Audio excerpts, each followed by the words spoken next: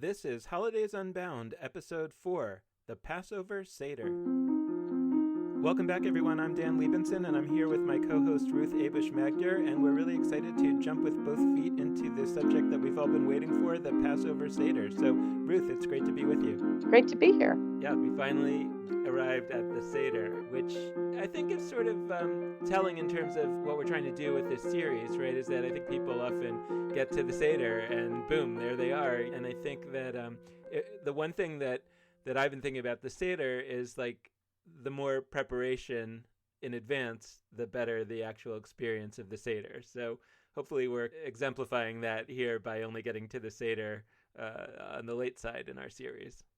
Well, I think that we've given ourselves some time to prepare for getting to this episode as well, because it took us a little while to get warmed up. So I'm feeling excited about the Seder. I'm hosting this year for the first time. I've only done it once before, first time in a long time, and my entire extended family is coming. So it's going to be a big challenge, and I'm glad to have some perspective and some ideas from other people to help me feel prepared and ready.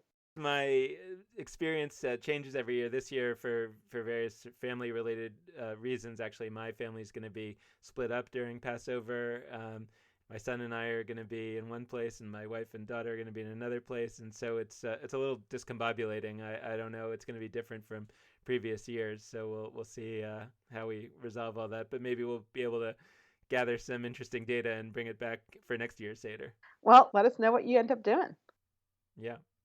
So in our thinking about how to really take a crack at this question of the Seder, we wanted to share another little snippet of our conversation with Abigail Pogrebin, the author of the recent book, My Jewish Year, 18 Holidays, One Wandering Jew. We've been talking to her about Passover and interspersing this conversation throughout the episodes on Passover. And we started by asking Abigail to reflect on how she thinks about creativity and the Seder.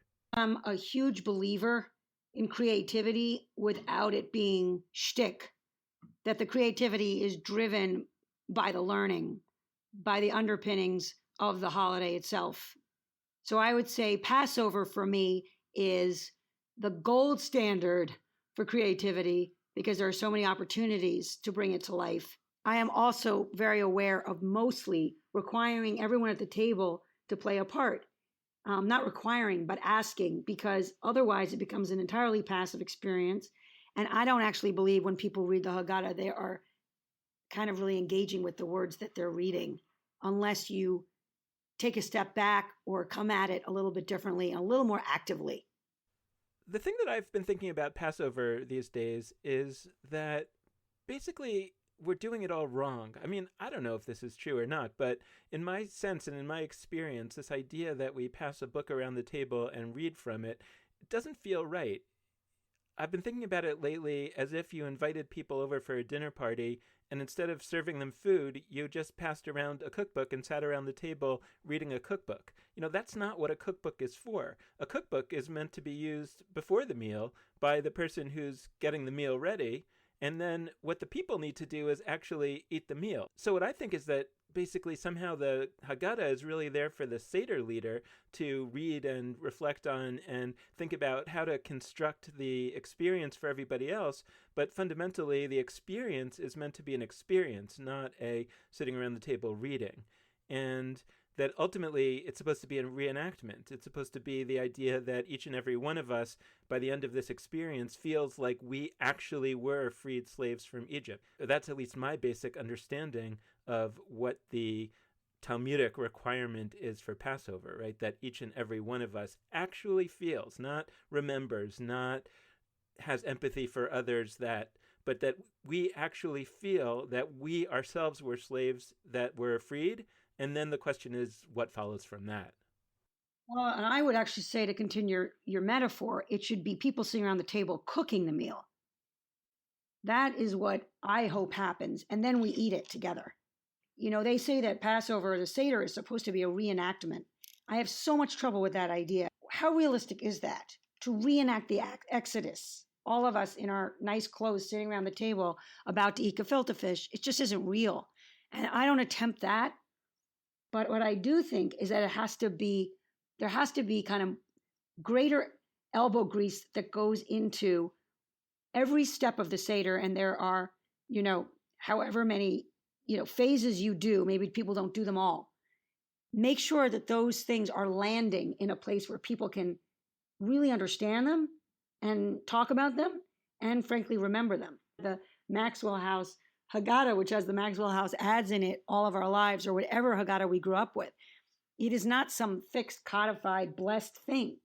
It was meant to be constantly reinterpreted and changed. The point is to tell the story. There are certain obligations and we meet them, but the haggadah is fluid. And there are not a lot of things in Judaism you can say that about. So what an opportunity that is. So as we wanted to dive a little bit deeper into the question of the haggadah's role in the Seder and what it could be, what it has been, what it should be, we decided to talk to Professor Vanessa Ochs. She is the author of Inventing Jewish Ritual and was a guest on Judaism Unbound in one of our first episodes. We wanted to talk to her about a project that she's working on now, which is a biography of the haggadah.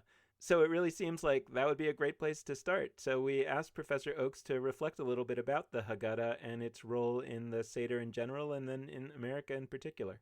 In the earliest days of marking Passover at a symposium-type meal, a Greco-Roman symposium-type meal, essentially people ate a meal together and they studied the laws of Passover together. They told the story of Passover, and you didn't need to put it in a book because it was a story that everybody knew. It was an intimate, familiar story. What I discovered in working on this book is what my gut had told me long ago, which is there's a reason that the Haggadah has been rewritten and recreated and reprinted and republished and revised so many times. And that's because it doesn't quite work. I don't know that it ever worked for anybody ever since it was written down. It is a ritual text which compensates for the fact that we're no longer doing the ritual that Jews once did on Passover. We're no longer going to the ancient temple in Jerusalem with our lamb that we're going to sacrifice, with our families, with our bedrolls, with our extra foods. We're no longer gathering with a nation. We're no longer feeling incredible grandeur. We're no longer worshiping God together in the same place. So we're sitting in our own houses with a book that tells us that our table is like an altar in the ancient temple, and that our family is like all of the Jewish people, and the shank bone, which in our house is a beet, is like a slaughtered lamb. Well, so much is like so much else that you're pretty sure that it's not the same thing. Everything is pointing to something else. And the liturgy that we have now has been gathered over so many years, and much of it hasn't been let go, things that perhaps should have been let go, that we're stuck with an enormous text if we feel compelled that we need to be saying every single word. But we've got a lot of baggage with us in this text, and essentially it cries out, make selections, use this text more wisely, don't follow it verbatim. And I think that the text has been recreated so many times because leaders and artists and liturgists have recognized that most Jews don't feel the sense of ownership and autonomy to be able to take the text and say, what's workable for me? The ritual ideally would have us experience why this night is different, why we need renewal, why we need to remember slavery, why we need to project into the future or to imagine our future visions and work toward them. So the most famous haggadah in the United States is the Maxwell House haggadah. How did it come to be that we have a coffee-based haggadah? Well, that began as a promotion for coffee. In days gone by, there were those Jews who were anxious that coffee beans were not permitted for Passover. Of course they are, and the Maxwell House Company wanted to persuade folks through their advertisements that you could have coffee, and they began. You mean that it was kosher for Passover? That it was kosher for Passover. And the haggadah that they first created promoted this fact. And over the years, there would be pictures of people drinking Maxwell House coffee, and it was called the traditional Passover coffee. And it was free. People would buy their matzahs at the grocery store, and there are these stacks of free haggadahs, and it solved the problem of how would you have enough texts for all of your family without having to make an investment. And it looked and seemed like it was, if I can coin it, if it was authentic, as if it were the real thing. It didn't look like it was an advertisement that much. I mean, people could, in the way that we don't really notice commercials so much when we watch TVs, people could sort of ignore the Maxwell House advertising. And over the years, even the advertising began to feel a little bit intimate to people. At the first White House Seder, from what I've heard, the planners were it was suggested to the planners that they use all forms of new haggadot, and they decided to go ahead with the quote unquote traditional haggadah, and they did use a Maxwell House. I don't know what they use now, but it was originally the Maxwell House. In our conversation with Vanessa, I asked her where she's really seeing some interesting innovations with the Seder, and she suggested that Rabbi Amichai Lau-Lavie in New York, who we've also had in the past as a guest on Judaism Unbound, that he had put together something called the Seder, Sayder, that she was especially impressed with. So we decided to track down Amichai again and ask him some questions about the Seder and find out how he's thinking about what the Seder, Seder, can be at its best. So the Seder, Sayder, started off as an alternative to a second Seder that I was leading in a house in Manhattan about a decade ago, full of about 50, 60 folks in their 20s, 30s, either lapsed Jews or in mixed marriages, etc., who came together but did not really want to engage in the full-on cover-to-cover Haggadah. So what I improvised on the spot pretty much was a condensed version that had 4 questions, each one dealing with a major theme of what Passover night is about and inviting real conversation. So the first question pretty much, and this got tweaked over the years, but pretty much was Ma nishtana, what's new, who are you, what's different, introduce yourself to each other, to ourselves, with a sense of what's new in my world. And we then tweaked it to either what's new in my world since this time last year, or what type of change do I want to see in the world. So that was just like an intro. I could go around, and then we introduced the 4 cups. So it was the first toast. It was very light, but with oomph. And some of the other Passover food tropes began to be introduced. The kadesh with some kind of a kalpas, etc., appetizers. Then the second round was we went into the story, basically. Condensed the story into 2 paragraphs, basically, the Cliff Note version, and say, okay, you know the story of the Exodus. What is this about? What is the metaphor? Where is slavery today in the world? What does it feel to you like, the metaphor of enslavement?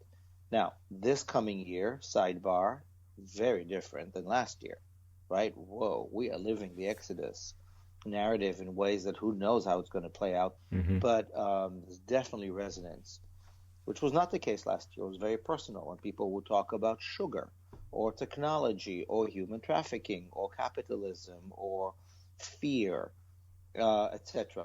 So it was this conversation in which we're in a split screen. Here's the text, here's the metaphor. B'chol dor v'dor, in every generation, one must see oneself as though one left Egypt. It is a human invitation for conversation for symposium. So that's the second question, and then food comes in at some point, and the second cup, etc. And then the third question is Dayenu. What if we had to stop, or we could stop this source of oppression and enslavement? What would it look like? What could you do? What could we do to stop? To say, okay, go, release, solve. So that's an interesting conversation. And then the fourth is L'Shana Haba, next year in Jerusalem. What would it look like if we had brand new grand visions for the freer, happier world we want? So come on, toast for next year. That's it. Now, in between, we might throw in Dayenu or other songs. There are some poems or anecdotes. There's a lot of add-ons. But basically, let's meet for a dinner party, talk about that story, and talk about how it applies to our lives. Whether we are Jews or not, pious or not, informed, literate or not, it's a simple grid. So this was started off on the fly. Into the second question, we realized that somebody was texting the question to her cousin in Long Island, who was at like a typical cover-to-cover Seder, was dying. And she started asking those questions at that Seder.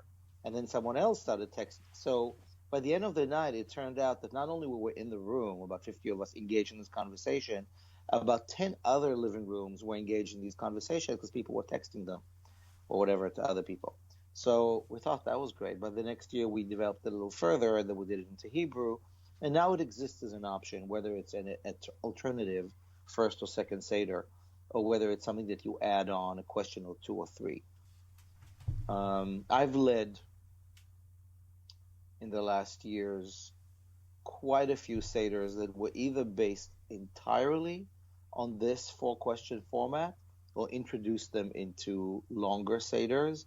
And I will say, with every year that goes by, I have absolutely less and less patience and respect for the Haggadah text as we now have it. It was never meant to be read cover to cover.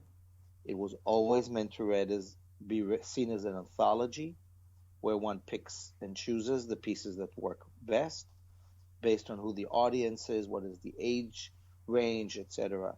And the enslavement of the Maxwell House cover to cover is a sign of great illiteracy and attachment to formats that do not serve us well. It was created in a relatively literate context. And if you read the Haggadah closely, you can see that it really is Midrash. So the Jewish oral tradition is developed by the rabbis in the Greco-Roman context, including the way people sat down. It was a symposium. It was a Roman-style symposium on questions of liberty and freedom in history and memory.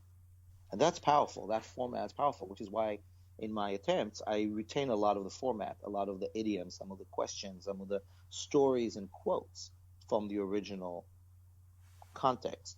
But I think the way it was formulated is not user-friendly for your average user. And the reason people have been reading it cover to cover, which, by the way, is only a 500-year-old phenomenon, printing gave us that. Look, the deal is the original Seder, the original text and ritual come from a very specific socio-normative reality of Roman times, sitting in a symposium, talking about philosophy, and it's a collection of thoughts. It doesn't even tell the story from beginning to end. It's certainly not very kid-friendly, despite the 4 children and the songs at the end. It is an evolution of a text that we know throughout the Middle Ages accumulated more and more ways to make it user-friendly. It's a bit too much for your average modern user. I don't think it tells a story. It doesn't invite the type of engagement that we need today. So the question is, what of the baby we keep? How much of the bathwater we refresh? And how do we balance? That's the question about everything in Jewish life. Certainly for something as hallowed as we have to read the Haggadah and it's got to be Uncle Bernie falling asleep and what's her name. It's like things are part of the Seder that have nothing to do with the original intention, that have to do with the beauty of preserving tradition. I will tell you that when the Hebrew version came out, I got into a 50-day 51-day fight with my brother. I know exactly because it was 2 days before the Seder and we finished it 1 day before Shavuot. Like basically the entire Omer, we were not talking because he was furious that the opening line to my Hebrew version of the Seder was, what if the Seder was not the most boring introduction to dinner? And he said, why are you being so negative? And I said, because I hate the Seder. I hate sitting at our family Seder and reading through this whole damn text. I hate it. It bores me. And I'm a literate one, let alone everybody in my community. And he just thought I was being disrespectful to thousands of years worth of people struggling with this text. So, duly noted, I want to be respectful to the fact that there is a deal of intimacy and nostalgia and little bits of meaning that we cling to. But at the end of the day, I think the prize is more important than just keeping on to posterity as was. This is an important night. This is the big night that Jews gather around tables with people they know and love, Jewish or not, to have a conversation about continuity, about memory, about values, about freedom, about choice. To lose that opportunity because we're loyal to a text that was never meant to be read cover to cover. It is not a poem. It is not a play. If you told me we were going to sit around and read the Song of Songs and act it out erotically, okay, I'd argue with you. If you're saying let's read choice passages from Exodus, the book or the movie, I would listen. But the Haggadah was really never meant to be read cover to cover. It is an anthology. Imagine that you're hosting a dinner party and you want to serve chicken and you serve the entire poultry section of your favorite cookbook to your miserable guests, right? There's no need for 35 versions of chicken at a dinner party. And I do not need every single rabbinic hoo-ha about the story of Exodus that does not speak to your average person today who wants to, who needs to, who yearns to make that story part of the marching orders of identity in this complicated reality. So in the battle of pick and choose, I want to pick the essence. I want to pick what the invitation of Passover is. I want to pluck some of the key terms, but open it up for what it was meant to be, a discourse and a true conversation about what matters most. Because here we are using the best in Jewish technology, retooled to matter to our modern lives. Beyond the structure of the Seder itself and the Haggadah, we asked Vanessa Ochs, as a scholar of ritual innovation, where she was seeing some innovations in the Seder in Passover that were especially exciting to her in America these days. What I find very exciting at this point is that the ritual practices that have been introduced in the last 20 years or so have now become very much part of the new traditional Haggadah. I love the fact that it's assumed in many family Haggadot, and not just women's Haggadot or feminist Haggadot. I love the fact that there's a ritual for Miriam's cup. Miriam's cup is truly powerful. It's still powerful for girls and women. I'm shocked that the orange is still there, but it is still there. Why does that surprise you? It surprises me because it was a sight gag.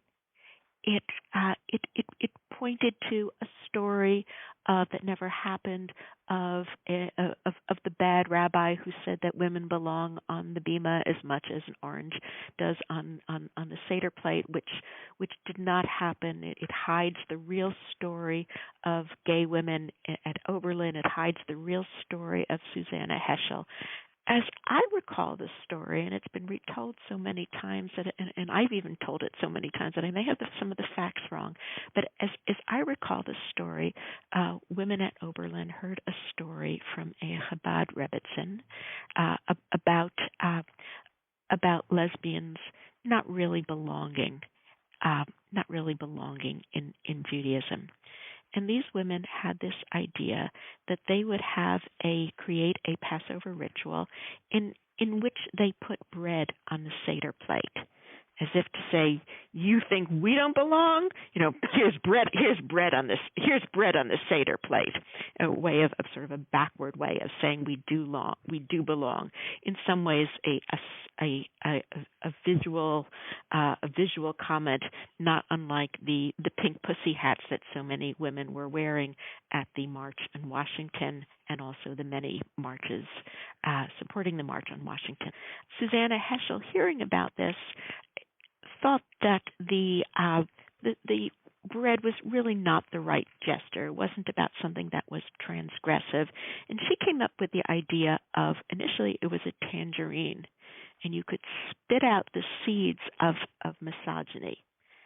Later, as the story got out, we began to hear about a tale about a rabbi who, in the presence of Susanna Heschel, said that a woman belongs on a bima as much as an orange belongs on a Seder plate. And so that story got out. In fact, when people now put oranges on their plates, they are usually telling the story of the evil rabbi, who I believe is an urban legend.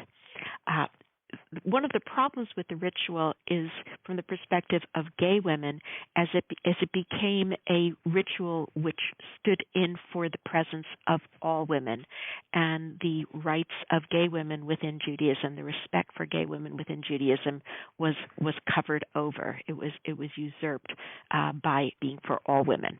The reason I didn't think this ritual would last very long is it has an element of cuteness to it. And it's not certain to me exactly what does an orange point to anyway. If you look at Judaica stores, there are many Seder plates that have been commercially created, not just ones by individual fine artists, that you can buy a Passover plate with an orange on it. What the orange did, and this is the part of the orange that I love, is that it opened the door for people to put new symbols on the Seder plate. An olive to address Palestinians, a tomato which might address those who are still enslaved, a piece of bread for the excluded, the orange for marginalized Jews of all types. Each year, new non-traditional images are showing up, and it's exciting each year to see the creativity that people are coming up with. I just remember, I believe this was back in 2011. People had used potato chips to indicate that there were many people in inner cities who weren't able to get fresh produce. There was once an artichoke, which reflected the thorny question of interfaith marriage. The olive reflected the quest for peace, and so forth. I love that because it opens the possibility for Jews saying that our symbols didn't stop. They didn't stop in antiquity. They didn't stop in the Middle Ages. We're still creating symbols. Well, I asked a bunch of people what their Seders looked like, and one of the people who came back and answered me with something I thought was really interesting was Justin Goldstein, who's a friend of mine. He's the rabbi at Beth Israel Congregation in Asheville, and he's a really thoughtful guy. So we talked to him about the practical way he rethinks the Seder, and we had a great conversation about how to make it all happen. These alternative ways of doing, so-called alternative ways of doing a Passover Seder is actually not outside the bounds of the tradition. It's reclaiming what the tradition once was. Before you had widespread publication of these books, there's no way that families hundreds of years ago were sitting around reading a book. We really focus heavily on the idea that the Passover Seder is a night of questions. So what we do is literally have a bowl on the table filled with questions. If we have guests, we tell them to bring a question with them written down. And we give no instructions as to what that question needs to be. So people are just invited to simply bring a question. And over the course of the night, we will reach into the bowl and pull out questions. And we also will, in one form or another, tell the story, but whether that story actually sounds like it's from the Torah is different. So we will tell a story that has to do with rebirth and renewal and liberation, and the movement from oppression to liberation. Tell me a little bit about how you decide what part of the story to tell. The Haggadah was never actually meant to be a script. It's essentially a guide for if you don't know what the right questions to ask are, or what the questions that will inspire a conversation about moving from servitude or oppression to liberation, then here's a guide for you. But you don't need that guide. You just need to be able to ask questions that inspire a story. My favorite time that we've done this is to play the game where one person starts a story and then you go around the table sharing a sentence, and so you have no control over where the story goes. And eventually, especially when it gets to a 5 or a 6-year-old mind, the story will go all sorts of other places. But to do it through asking questions, right, is ultimately where the Passover ritual has been grounded for many generations. We still follow the basic structure of what's presented in the Haggadah, and we still engage in the ritual activities. But what we're not doing is reading a book. So one of the other things that I take responsibility for is I'll steer the conversation in certain ways. And then in the lull of the conversation, it becomes time for someone to dip their hand into the bowl and pull out a question. And then a new conversation will start. Vanessa Ochs also had a great story about a innovation at a Seder that she once attended. We dared each other for each part of the Haggadah to do something new and interesting. And at one point, I think it was my actor nephew who decided we would leave the Seder table and he would fill up the bathtub in the guest bathroom, and we would take off our shoes, and each one of us, one at a time, would wade through the bathtub in order to remember the part of the story where the Israelites crossed the sea. And there we were, eventually sitting back at the table with towels, drying our toes, and we were laughing, and it felt real. We also talked to Amichai Lau-Lavie about non-Haggadah restructuring ways in which he has played around with the Seder. For the Magid part, the storytelling forte part, the grown-ups go into a conversation, the kids go off for about 25, 30 minutes to create a play or to tell the story or a part of the story in their own way. And we've got someone designated to work with them on that, then they come back and show it. Meanwhile, the grown-ups get involved in a really important conversation that could be any type of reenactment. For instance, okay, let's split the room into two. It's one of my favorites. Half of you are Egyptians, half of you are Hebrews. We want to hear the story from both of your point of view. CNN, Fox, go. Okay? Whoa. So every year that just becomes fascinating because we get to hear each other's stories as echoed. I focus on one question. There's this midrash that says that only 1 in 5 of the Hebrews left Egypt.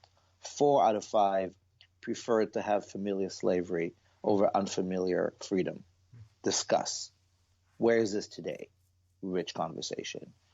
We have these built-in tools. It's just like, look, the iPhone that I'm talking to you with right now, I know that I'm using about 2% of what this thing can do to make my life better. I never read through the user manual, and I never have patience or time to really activate it. I think it's the same with the Haggadah. We just use it, we read it. But you know what? That's a lazy option. And it doesn't pay us, it doesn't pay off in the long run.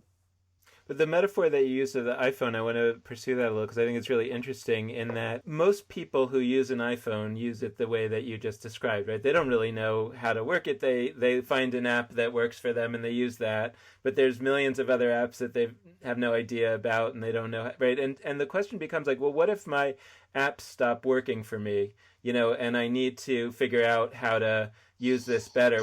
You're overwhelmed because there's so many apps, and you certainly don't have the capacity to write your own app because you never studied computer coding, and I feel like that's in a way like the situation of the vast majority of Jews. I think that they have an instinct that there could be something really powerful here, but they don't know how to make it happen. And so totally agree. Right. So your Seder is one of it's out there. You go to download it. But I wonder if there are other thoughts that you have about what people should do in the present, or maybe what we should try to bring about in the future that would really empower people to actually be able to have the kind of meaningful Seders. If you're going to be the host, because you've taken over from Grandpa, then how are you going to work on this? You got to prepare this. You can't just sit there and wing it, right? An MC does homework. So let's prepare it. Let's have Passover boot camp.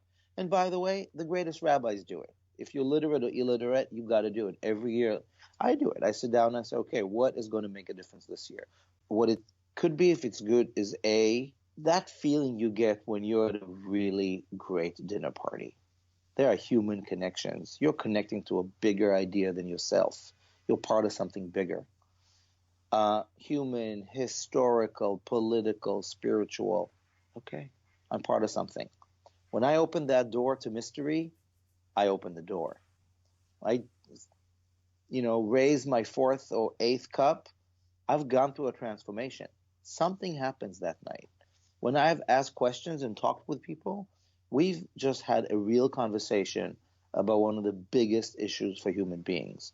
What is the extent of our freedom?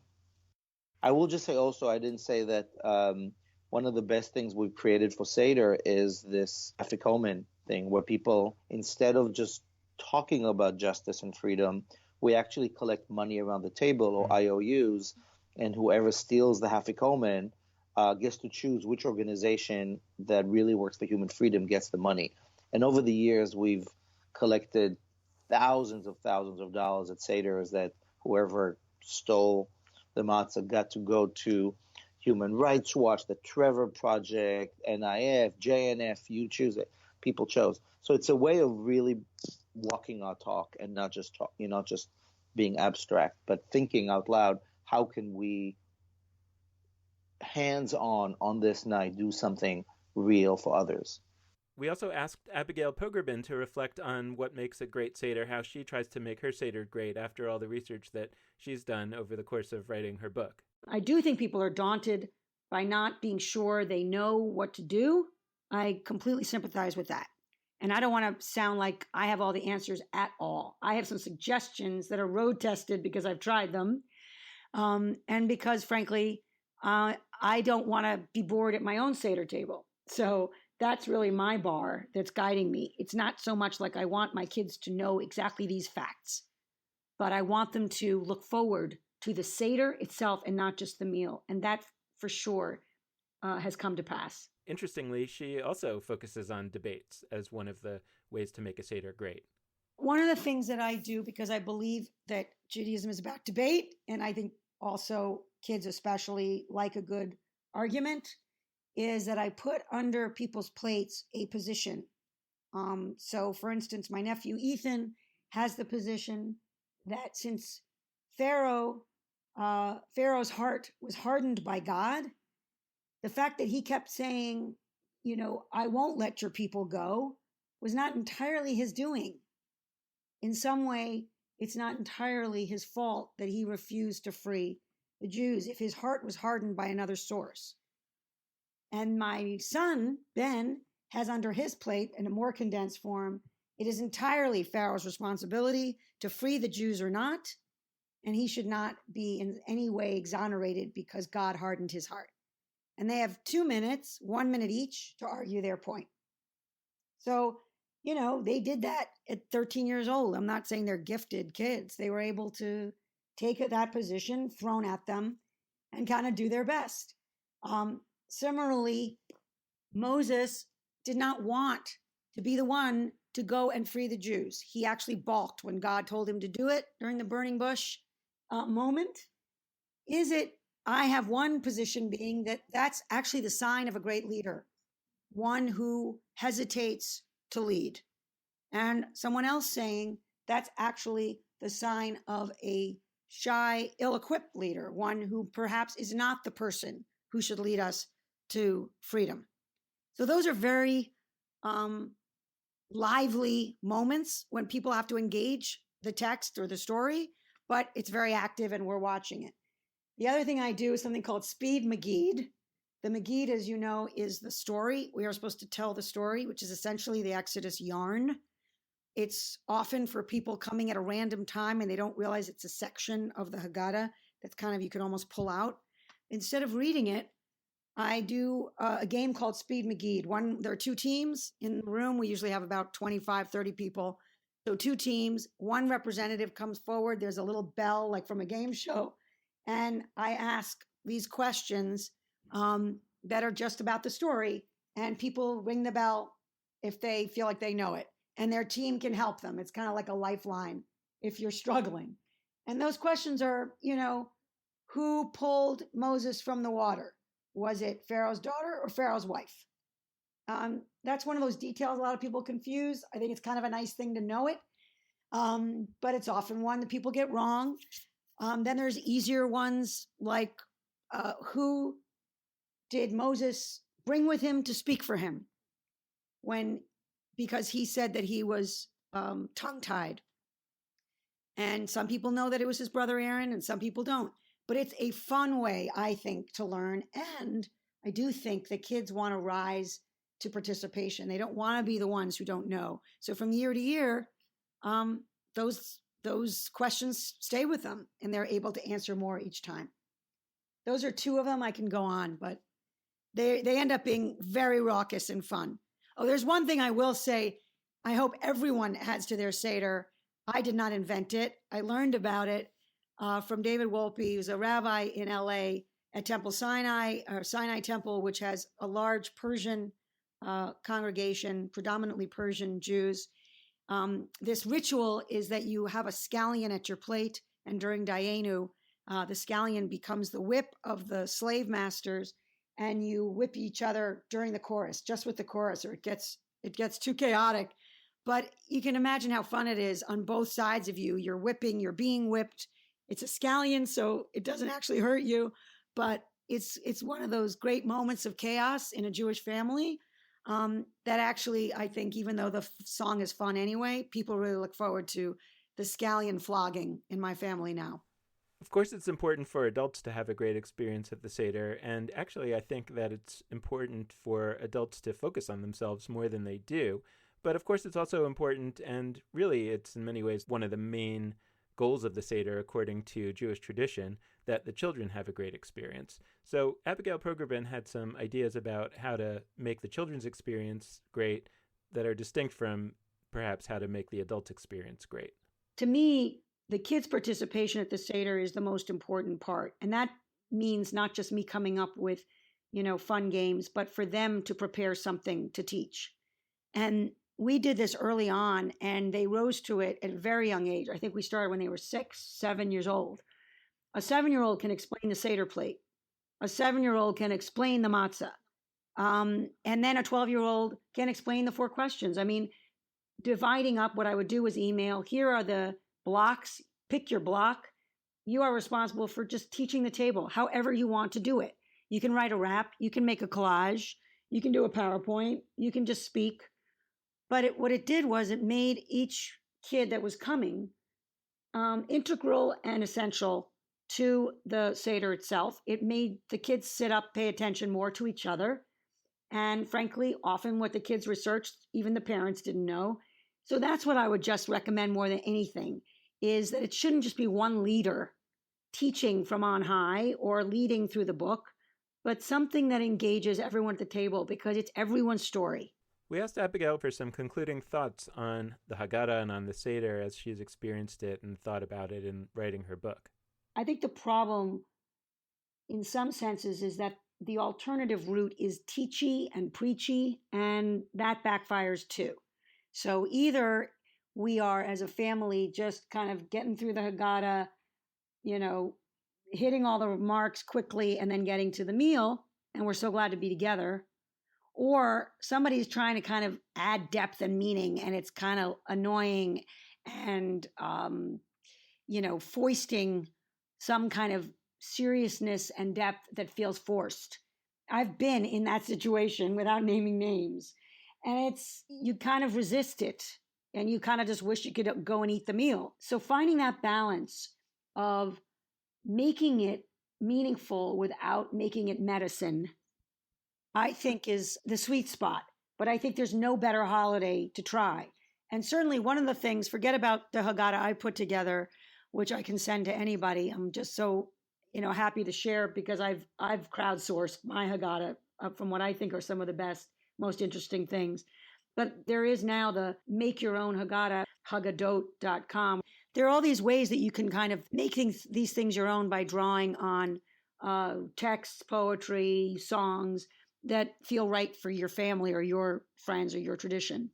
I mean, the only thing I would warn there is that sometimes it ends up being a hodgepodge and there's no sort of through line. And I think that this, just for me, I think it's nice to feel like there's an arc that ultimately gives you something to take away and isn't just a kind of a bunch of nice poems or ruminations, that there's something ultimately that you're getting at that you come away and think differently about the holiday or about what it makes you want to do in your own life.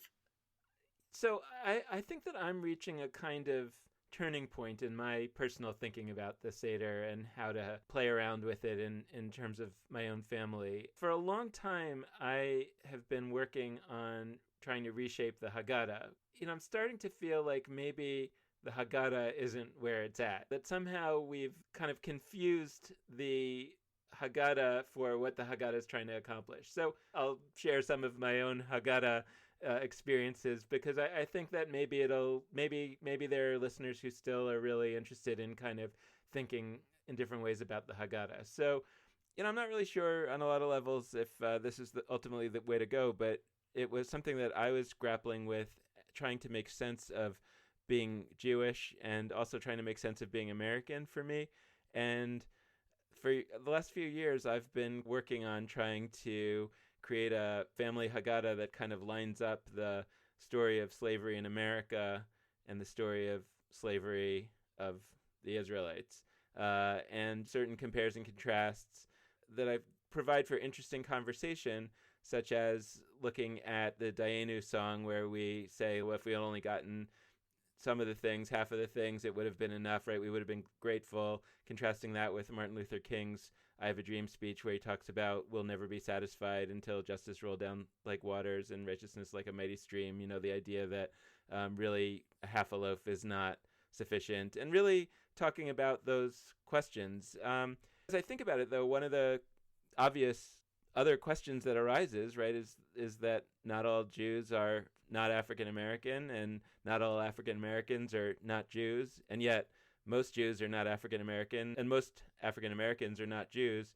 And how do we think about trying to do a joint exploration of that story? And I know you work on these issues, so I was curious what you think about. Yeah, I mean, it's important for our audience to keep in mind that about 20% of Jews aren't white Ashkenazi, meaning of Eastern European or European origin or white. They could be many different things. So there are Jews who are African American who have to think about that intersection between being Black and Jewish, and what does the American story teach us, and what does the Jewish story teach us, and how does that come together? And I think we're going to get to that when we have in our food episode the wonderful Michael Twitty talking about his own understanding of Passover. And in America, there's a long tradition of freedom seders, of seders that bring together the African American experience of slavery and the biblical Jewish story. And for many African Americans who are Christian, that those stories come together seamlessly because both those stories are part of their narrative. For white Jews, the American story of slavery is one that I think we struggle with trying to make sense of. And then when we come to Passover offers a particularly good opportunity to revisit the meaning of that story and for us to consider the impact of, how does it play out for us as what if we are white, as I'm white, just to be clear, you can't see me, but I am white. And I benefit from people assuming that I'm white and people treating me like I'm white. And I also benefit from the social structures that were created and set in place by slavery. So even though I myself did not participate, I have to think about that legacy. And that's something that I struggle with each year at Passover. And actually, I struggle with it all year round in trying to think about what we do with that. Yeah, and I guess that that comes back to something that, again, I recognize that perhaps non-white Jews will not experience this element of what I'm talking about in the same way, but at least for me, the idea of talking about both slavery stories together really focuses me, at least, on the thing that I think is actually, in my opinion, probably most important for Jews, for sure white Jews, but I think probably for all Jews, to be focused on in terms of thinking about Passover in the times in which we live, that there's at least as much danger of us being the oppressor as the oppressed. And I think that sometimes studying the way that we do the Seder all the time in terms of just focusing on the wrong that was done to us as Jews or to our ancestors as Jews doesn't fully expose the danger that we ought to be worrying about in terms of repeating and reenacting the story every year, that how do we make sure that we don't become the Pharaoh, or that we don't become the kind of silent majority of Egyptians, Americans, that allowed these terrible things to happen and that have done so throughout history?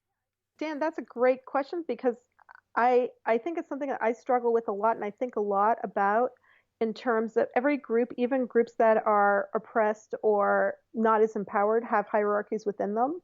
And I think that the potential for any of us to become masters over others is always there, and that's a danger. And coming on the heels of Purim, which is a Jewish holiday where we remind ourselves that the story, the narrative of victimization can be turned inside out, we go from there to Passover. And so in Passover, we really primarily focus on this victimization narrative. But I think that the remembering that all the pieces of the story, like coming on that, it could be inverted. We do have that potential for inversion. And I wonder, what would it be like if, and we buy clothing that's made by slave labor in places in Southeast Asia or in Mexico. We buy fruits and vegetables that aren't paid for with people's sweat and tears that we don't pay money for because they're practically slave labor costs. We do all of these things. What would it look like if in that week of Passover we each decided that we would really pay attention to slavery as we see it around the world? What would it look like if for 1 week a year I really tried, forget about the not eating bread, although I'm not going to eat bread, but really tried to only eat fair trade chocolate, to eat fair trade foods, organic, not because it's good for me, because it's good for the people who pick it. What would that look like? And I think that offers us a new way of thinking about it. I think your question is really pertinent to this time and this day and age. What would it look like if we did not assume that if you went for 8 days and spent 2 hours every day for those 8 days of Passover working at a soup kitchen feeding people who don't have food? Passover might have a different meaning for us, but I think it would have the meaning that we're meant to have, which is one of liberation, which is one of considering the power structures and the challenges of larger power structures that we don't necessarily feel that we have control over. Yeah, so I think that in sort of wrapping up this discussion about the Seder, it seems to me that we're sort of coming around to putting the pieces together. And I'm excited about using food as another vehicle through which we can sort of put all the pieces together and experience it bodily. But I think the Seder is also a way of experiencing this bodily. I think actually that's some of the genius of the structure of Passover that we've received, right? This idea that we have a holiday, we want it to mean something. We've talked about what it might mean. We've got a technology of sort of reenacting this time in our history, whether real or mythic, where we experienced what we hope we will never experience again and what we hope we'll never allow others to experience again. And somehow by reenacting that experience, we are attuned, woken up, etc., to that in the world in which we live. And if there's nothing else that I kind of hope that I'll take away from these conversations over these weeks and others may take away from it, it's just that fundamentally the question is our experience of the Seder doing that? Is our experience of the 8 days of Passover doing that? And if not, what are some of the tweaks we could make to it to explore whether there's some modified way that we could do these things in which we would feel and experience that essence that we're trying to achieve? And that is a lot more important than going through the particular set of motions that we sort of have internalized are the things that you do for Passover, but not fully registering with that sense. At least that's how I kind of see it looking from this perspective. How about you? Well, I think that the challenge that we're raising might be one that would be great conversation at your Seder. To talk about that at your Seder, to ask friends and family, what are you going to do over the next 7 days to really embody liberation and embody the struggle towards freedom? And I think that I'm excited to listen and hear from our listeners what they think that the answers to that might be. I'm curious what my Seder guests this year are going to have to say on that issue. And I think that if we did that, I think we would be going far to fulfilling the mission of the Seder, which is to tell the story of going forth from Egypt and really feeling as though you yourselves were slaves in Egypt. If we can really embody that, then we're going to get there. So thanks a lot for this conversation. We'll be back in the next episode talking about food, talking to some of the greatest chefs that are making Jewish food about how they're thinking about food today. And in conclusion, I just want to remind folks that this is an experimental podcast series where we're trying to experiment with ways to do deep dives into the Jewish holidays. This series has been probably about half or so as long as we hope that our series will ultimately be, where we explore the Jewish holidays. We'd love to get your feedback and your thoughts and your ideas about how this podcast can best solve the needs that you're trying to solve in your Jewish life. And you can email me at dan@nextjewishfuture.org with any thoughts and ideas that you may have. You can also check out our website at www.judaismunbound.com, especially explore the resources section where there's some great material on the Jewish holidays. Passover site is going to launch very shortly.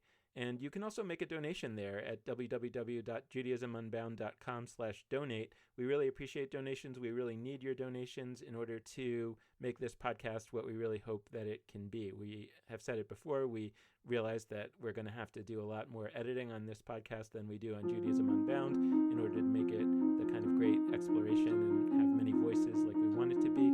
That's going to require more resources, and we really hope that folks out there are interested in helping us accomplish that.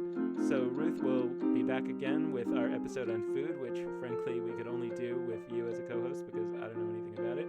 And I'm excited to see you back here again real soon. And with that, this has been Holidays Unbound.